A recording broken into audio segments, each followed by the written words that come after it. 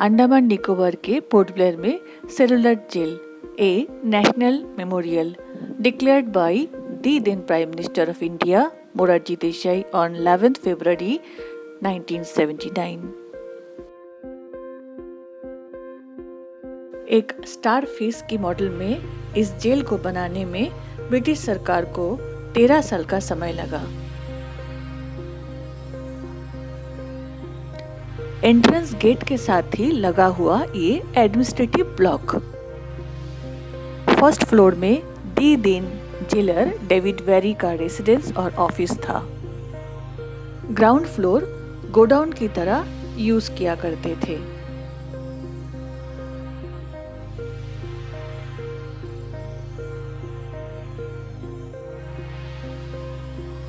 इस म्यूजियम में शहीद हुए स्वतंत्र सेनानियों की यादें। जेल के शुरुआती प्रांगण में 2 स्वतंत्र ज्योत जलाया जाता है। ये ज्योत उन शहीदों की याद में जलाया गया जो यहाँ पर शहीद हुए थे। 1985 को मार्टियल कॉलम यानी शहीद स्मारक यहाँ पर बनवाया गया था। पूरे भारतवर्ष में जितने भी फ्रीडम फाइटर्स शहीद हुए हैं उनके याद में।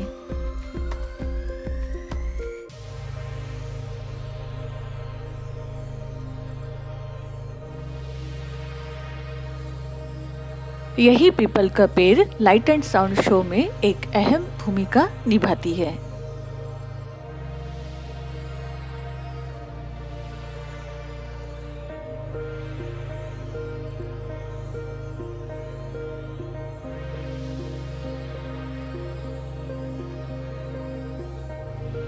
Punishment point.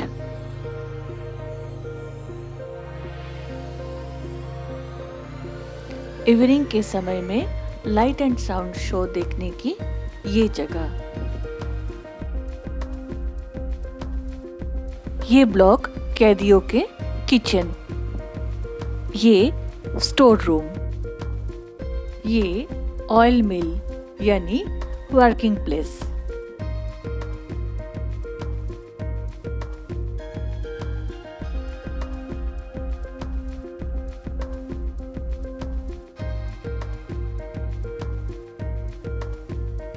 तेल निकलवाने के लिए कैदियों को बैल की तरह मेहनत करवाते थे।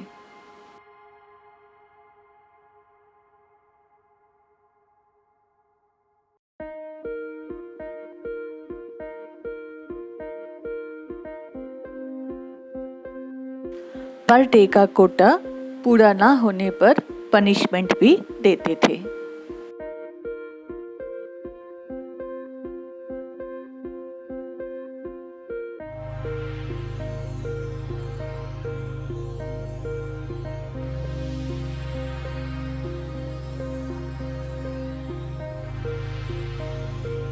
जेल के अंदर जो भी पनिशमेंट होता था उसमें सबसे ज़्यादा टफ और कठोर फ्लॉगिंग पनिशमेंट होता था।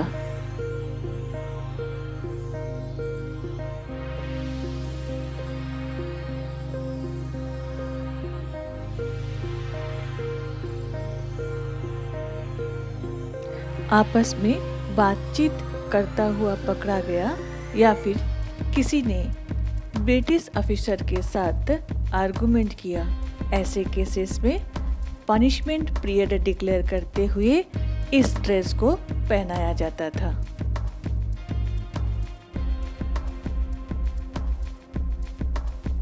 इस पनिशमेंट ड्रेस को पहनने से कैदियों को इचिंग, एलर्जी, स्किन डिजीज हो जाते थे।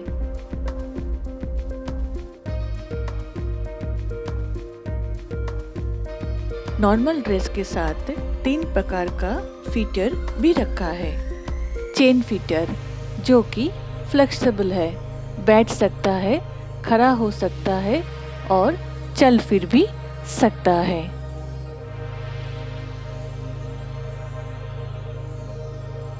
दूसरा है बार फीटर। ये कमर से लेकर पाँव के नीचे तक बड़ा सा रॉड है। ये रॉड बैंड नहीं होगा, जिसमें कैदी अपने घुटनों को बैंड नहीं कर पाएगा। इनको खड़ा ही रहना पड़ता था। सबसे लास्ट वाला क्रॉस बार फीटर, दोनों पाँव के बीच में एक एडिशनल बार भी लगाया गया। अगर चलने फिरने की कोशिश करेगा तो पाँव के दोनों साइड में चोट हो जाएगा। पुतले के पीछे रखा ये चित्र रॉस आइलैंड का है और ये सेलुलर जेल की है।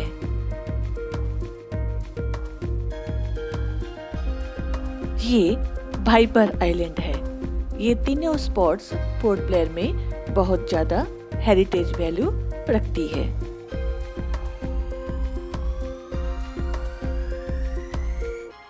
नीचे के जो 4 रूम हैं उनको कंडम सेल कहते हैं। उन कैदियों के लिए बनवाया गया जिसे ब्रिटिश सरकार के द्वारा फांसी की सजा सुनाए जाने पर आखिरी के वक्त यहाँ पर रखा करते थे। यहाँ पर आखिरी इच्छा पूछी जाती थी और ये आखिरी इच्छा ये थी कि मरने के बाद उनके बॉडी को किस धर्म के अनुसार क्रियाक्रम किया जाएगा। उसके बाद फिर फांसी घर की ओर ले जाया जाता था।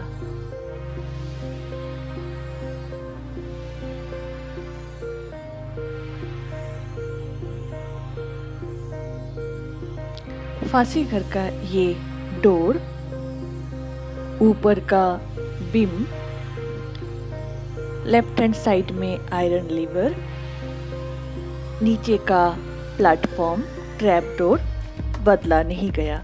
सिर्फ ये 3 रस्सियों को बदला गया।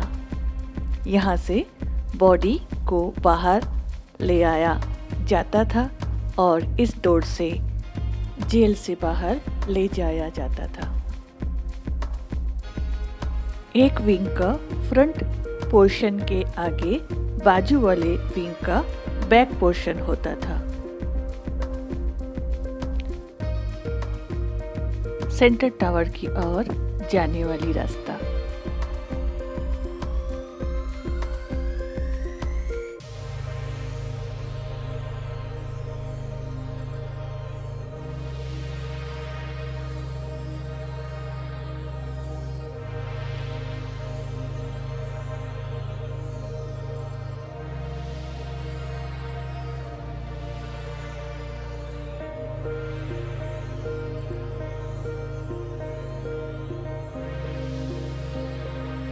सेंटर टावर से विंग को जोड़ने वाला पुल।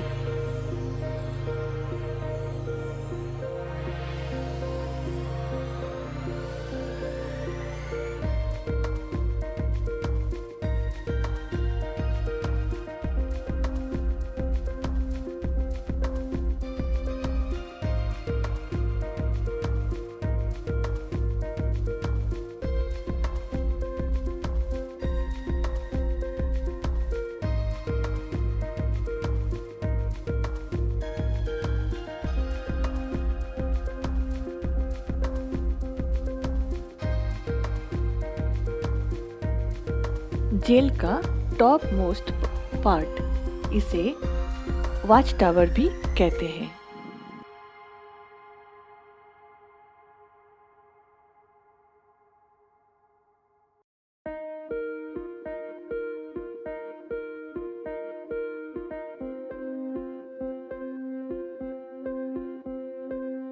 विनायक दामोदर सावरकर, ये सेल उनके नाम पर डेडिकेटेड है। पूरे 50 साल का सजा सुनाते हुए उनको अंडमान के जेल में 1911 को लाया गया और 1921 को यहाँ से मेनलैंड की ओर ले जाया गया। पूरे 10 साल के अंतराल में वीर सावरकर जी ने यहीं पर अपनी सजा काटी।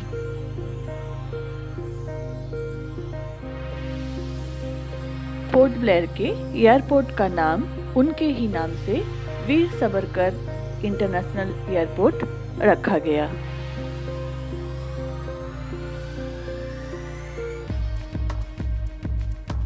आज हम सब स्वाधीन भारत देश के हवा में सांस ले पा रहे हैं, जिसके लिए ना जाने कितने कितने फ्रीडम फाइटर्स अपने पूरे जीवन काल में घर परिवार की सुख त्याग कर कितने कितने यातनाओं को सहन करते हुए देश को गुलामी की जंजीर से आज़ाद करवाने का सपना देखा करते थे। उन सब फ्रीडम फाइटर्स के त्याग और समर्पित देशभक्ति के जज्बे को कोटि कोटि प्रणाम।